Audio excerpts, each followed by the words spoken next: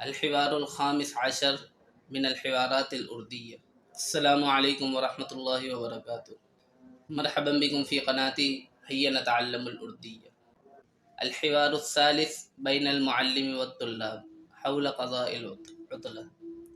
يعني يسأل المعلم الطلاب كيف ستقضون عطلة الصيف. فنبدأ هذا الحوار، وقبل أن نبدأ ألتمس منكم اشتراك القناة وإعجاب المقطع إن أعجبكم. بسم الله الرحمن الرحيم. استاذ، السلام علیکم ورحمۃ اللہ وبرکاتہ.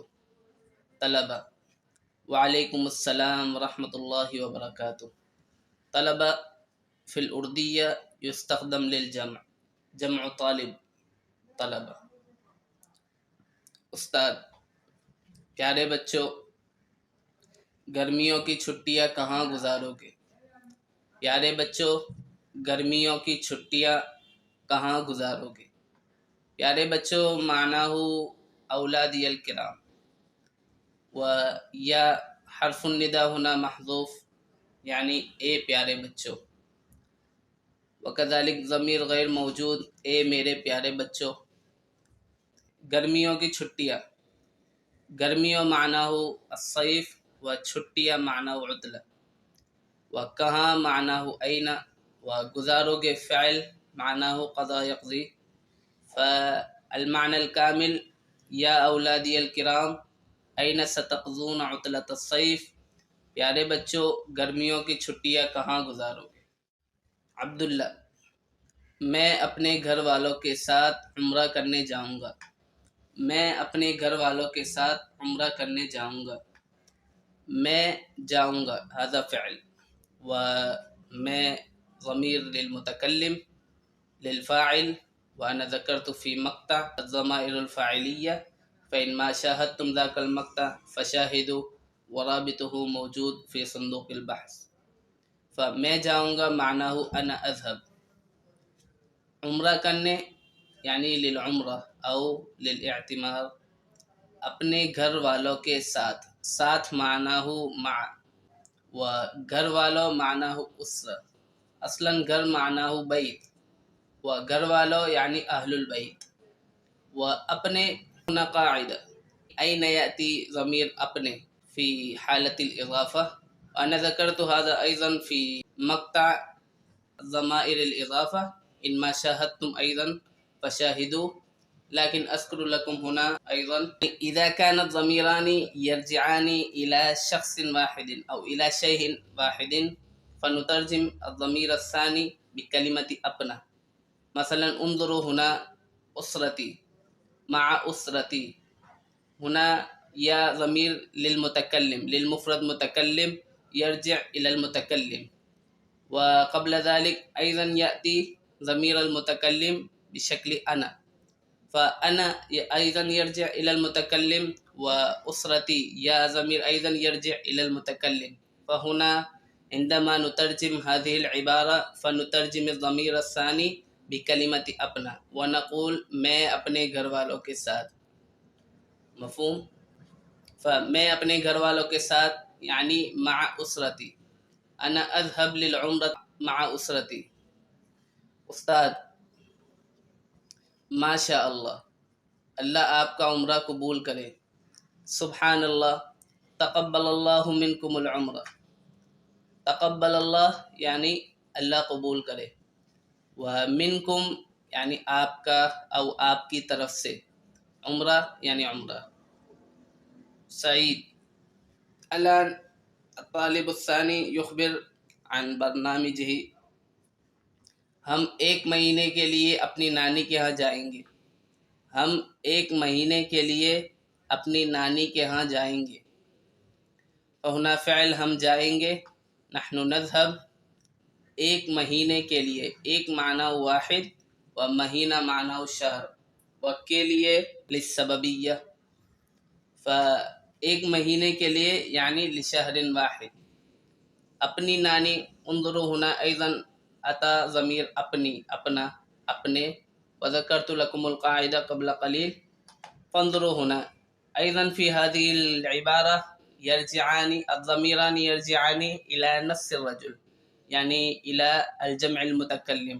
الضمير الأول نحن، والضمير الثاني جدتنا، ضميران يرجعان إلى نفس المتكلم، فترجمنا الضمير الثاني بكلمة اپنا، اپنا، اپنے، اپنی، شے واحد. فاپنی نانی کے ہاں یعنی الی بیت جدتنا. ہم ایک مہینے کے لیے اپنی نانی کے ہاں جائیں گے. نحن نذهب الی بیت جدتنا لشهر واحد. سعد. الآن يخبر سعد میں گاؤں جاؤں گا. میں گاؤں جاؤں گا، میں جاؤں گا فعل للمتکلم انا اذهب. گاؤں معناه القریہ. میں گاؤں جاؤں گا انا اذهب الى القریہ. اور کھیتی باڑی میں اپنے والد صاحب کا ہاتھ بٹاؤں گا. اور کھیتی باڑی میں اپنے والد صاحب کا ہاتھ بٹاؤں گا. الفعل ہنا ہاتھ بٹانا، معناه المساعدہ. میں ہاتھ بٹاؤں گا یعنی انا اساعد.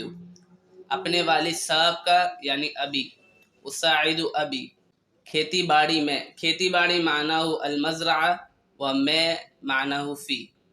اور کھیتی باڑی میں فی مزرعته اپنے والد صاحب کا ہاتھ بٹاؤں گا اساعد ابی. المعنى الكامل انا اذهب الى القرية واساعد ابی فی مزرعته. طيب عمر. ہم پہاڑی علاقے گھومنے جائیں گے. ہم پہاڑی علاقے گھومنے جائیں گے. ہم جائیں گے فعل معناه نحن نذهب. وأنا ذكرت مرارا في مقاطع سابقة أن الفعل يأتي في الأخير في الأردية، عادة يأتي في الأخير.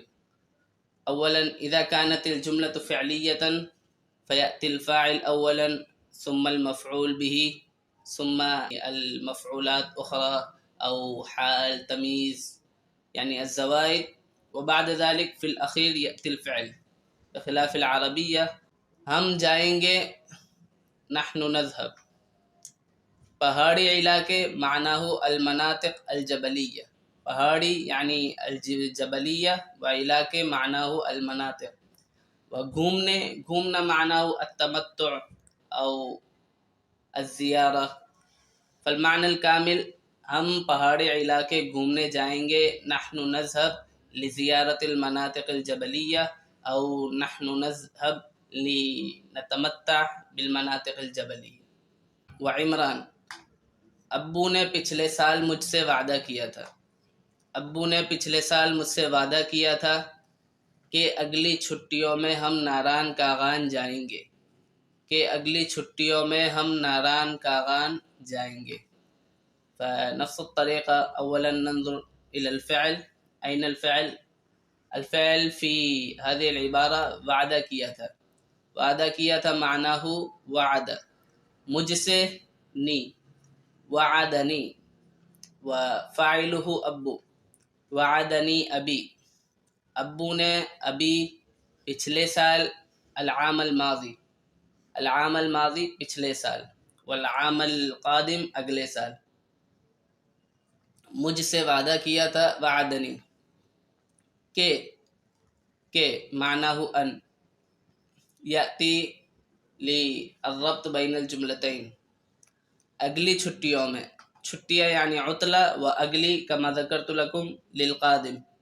اگلی چھٹیوں میں فی العطلۃ القادمہ ہم جائیں گے نحن نذهب ناران کاغان یعنی الی ناران کاغان. ناران کاغان اسمانی لاماکن فی پاکستان. فالمعنى الكامل ابو نے پچھلے سال مجھ سے وعدہ کیا تھا، وعدنی ابی العام الماضی کہ اگلی چھٹیوں میں ہم ناران کاغان جائیں گے. ان نذهب الی ناران کاغان فی العطلۃ القادمہ. استاد. وهناك طالب اسمه فرقان وساكت لا يقول شيء فسأله الأستاذ.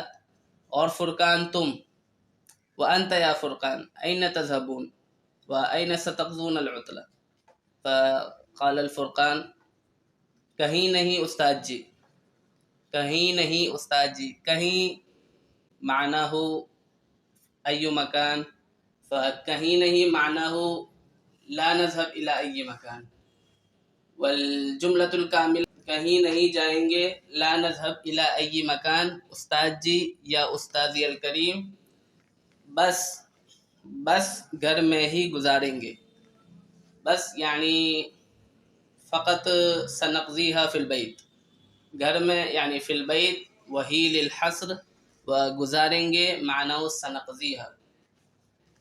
کہیں نہیں استاد جی یعنی لا الى ای مکان، لا نذهب الى ای مکان بل سنقضیها فی البیت.